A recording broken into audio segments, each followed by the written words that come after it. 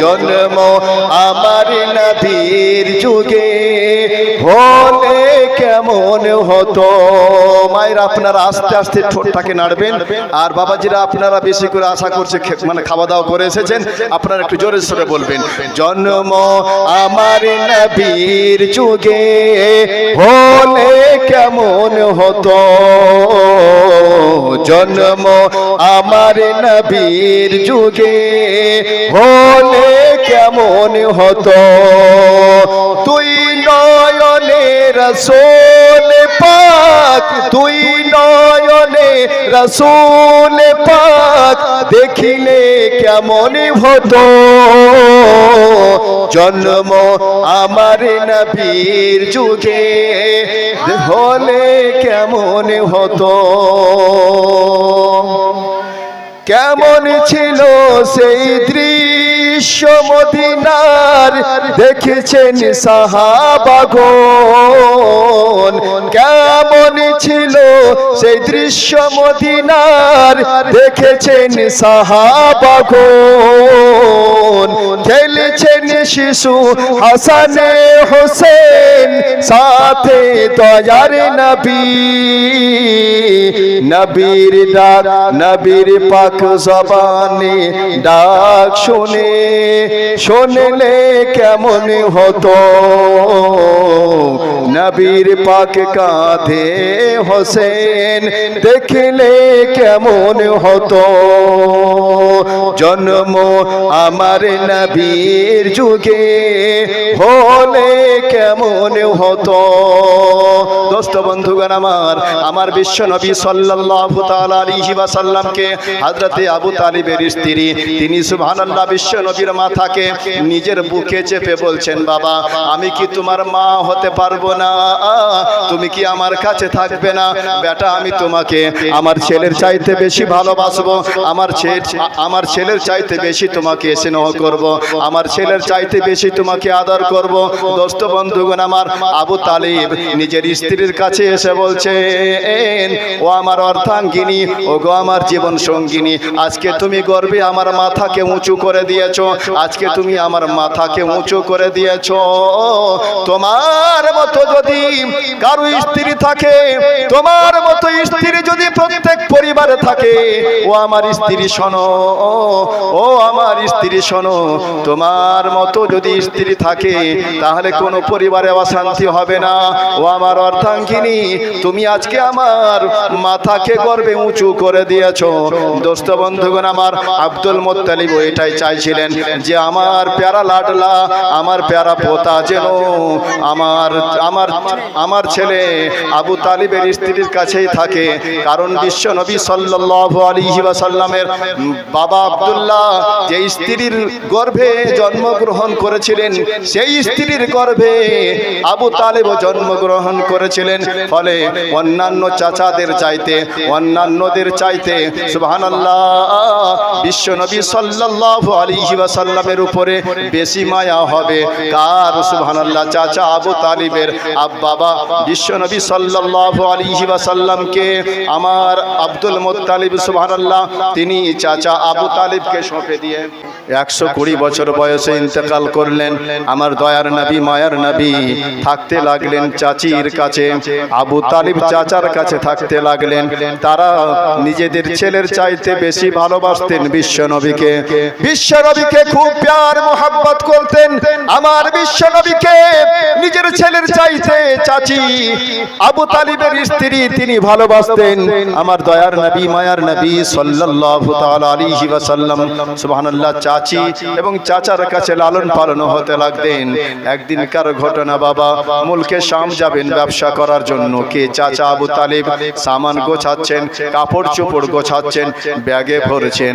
আমার দয়ার নবী দেখার পরে বলছেন, ও গো চাচা এই সামানগুলো কেন আপনি গোটাচ্ছেন, আপনি কোথায় যাবেন? আমার বিশ্ব নবীকে চাচা আবু তালিব বলছেন, ওরে ভাতিজা লাসানির চুম্বো চরণ খানি। বলেন ইয়া রাসূলুল্লাহ। হাজি ছবিল পাড়ার মানুষ আপনারা যে এত আস্তে আস্তে সুবহানাল্লাহ বলছেন, আপনাদের দেওয়ালটাও তো পার হয় না আওয়াজ।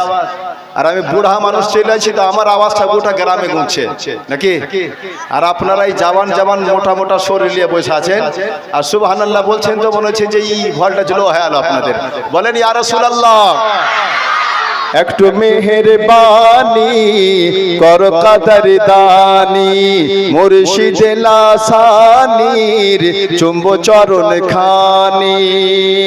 এ নয় না আর সয় না ও হুজুরে জিনানি, একটু মেহেরবানি কর কাদের দানি, মুর্শিদ লাসানির চুম্ব চরণ খানি।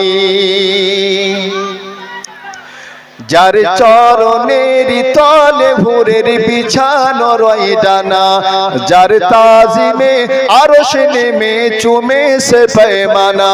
নূরে মাহমুদ কুলি মৌজুদ চার ওজুদ চমকাই, জামে কৌসার নামে আল্লাহর তার পথে ঝলকাই। যার কান্তে নুরানি পারে খেয়েছিলেন মুস্তাফা, সে বগদাদ ফিরিয়া কর চাহিছে নিগহবানি।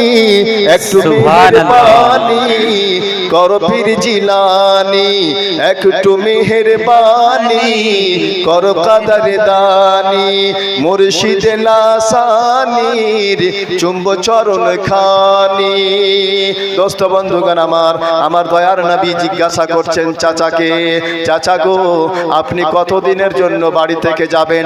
দোস্ত আবু তালিব বলছেন, ভাতিজা ও আমার প্যারা লাডলা বেটা, আমাকে মুলকে শাম যেতে 3 মাস সময় লাগবে, আবার ওই মুলকে শাম থেকে ফিরে আসতে 6 মাস লাগবে। আমি মোট 6 মাসের জন্য বাড়ি থেকে বার হয়ে যাচ্ছি। আমার বিশ্ব নবী সাল্লাল্লাহু আলাইহি ওয়াসাল্লামের বাবা মনটা খারাপ হয়ে গেল। এই জন্য মন খারাপ হলো। আমার দয়ার নবী কার সঙ্গে থাকবেন, কার সঙ্গে ঘুরবেন, কার সঙ্গে কথা বলবেন? চাচা যে চলে যাচ্ছেন বাইরে ব্যবসা করার জন্য, বিশ্ব নবীকে আমার বিশ্ব নবীর চাচা আবু তালিব বাড়িতে রেখে যাচ্ছেন।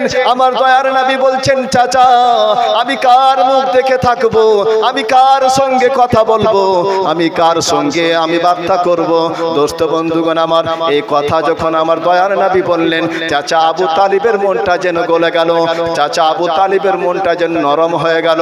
দোস্ত বন্ধুগণ আমার বিশ্ব নবী সাল্লাল্লাহু আলাইহি ওয়াসাল্লামকে এর মুখ থেকে যখন কথা শুনলেন, কথা শোনার পরে আমার দয়ার নবী নিজের স্ত্রী দয়ার নবীর চাচিকে বলছেন, ওগো আমার অর্ধাঙ্গিনী, শোনো তুমি ভালোভাবে ছেলেকে সাজিয়ে দাও, ভালো জামা কাপড় তাকে পরিয়ে দাও, আর একটা জামা এক্সট্রা করে দিয়ে দাও, যেন যদি এটা মহিলা হয় তাহলে অপরটা যেন পড়তে পারে।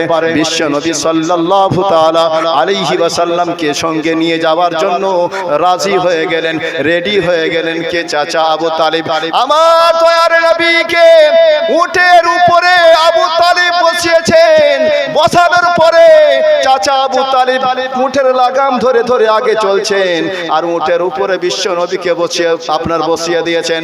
দোস্ত বন্ধুগণ আমার কিছু দূর যাওয়ার পরে দোস্ত চাচি দূর থেকে ডাক দিচ্ছে, বেটা বেটা মোহাম্মদ, বেটা দাঁড়া, বেটা মোহাম্মদ দাঁড়া। আমার সুবহানাল্লাহ দয়ার নবী চাচির কথা শোনার পরে, চাচির কথা শোনার পরে আমার দয়ার নবী চাচাকে বলছেন, চাচা পিছন থেকে চাচি ডাক দিচ্ছেন, পিছন থেকে চাচি ডাক দিচ্ছেন, একটু দাঁড়ান, হয়তো কোনো কিছু বলবে। আপনার আবু তালিব তিনি বলছেন, বাড়িতে ছিলাম তখন বলতে পারিনি, রাস্তায় যখন বের হয়ে গেছি, কিছুটা রাস্তা যখন চলে এসেছি, সেই সময় বলার কি দরকার আছে? আমার দয়ার নবী মায়ার নবী বলছেন, চাচা হয়তো চাচির তখন মনে ছিল না, তখন হয়তো মনে পড়েছিল না, ফলে চাচির আপনাকে বলা সম্ভব হয়নি। চাচা যান, দাঁড়ান দাঁড়ান। চাচি যখন দৌড়িয়ে আসতেছেন তাহলে তার কথাটা একটু শুনে নেন। দোস্ত বন্ধুগণ আমার বিশ্ব নবী সাল্লাল্লাহু তাআলা আলাইহি ওয়াসাল্লাম সুবহানাল্লাহ আপনার উটনির উপরে আছেন, চাচা আবু তালিব নিচে আছেন। আমার দয়ার নবী কাছাকাছি এসে চাচি বলছেন, বলছেন, ও ভাতিজা, ও আমার প্যারা লাডলা বেটা, একটু হাতটা তুমি নিচে করো বেটা। আমার দয়ার নবীর চাচি